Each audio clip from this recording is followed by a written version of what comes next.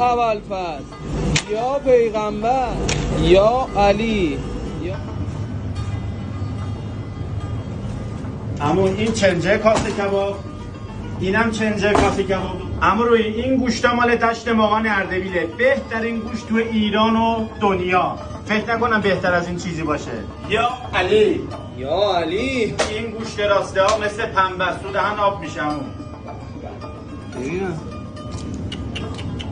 خوش قیمت ترین و با کیفیت ترین و خوشمزه ترین و حلال واری ترین کاسه کباب تهران و آقا محسن داره. یه کاسه کباب علی بابا. ببین ما یه کاسه رو خالی کردیم، اسمش هم این بغلا. یکی هم اومدیم برنج رو نصف کردیم 2 پرس. قشنگ شما یه کاسه کباب یه برنج 2 نفر کامل سیر میکنه. ساعت کارشون 12 تا ساعت 1 شب هستن. ارسال هم به کل تهران تو مخصوص همین کاسه کباب دارن. هزینه مشتری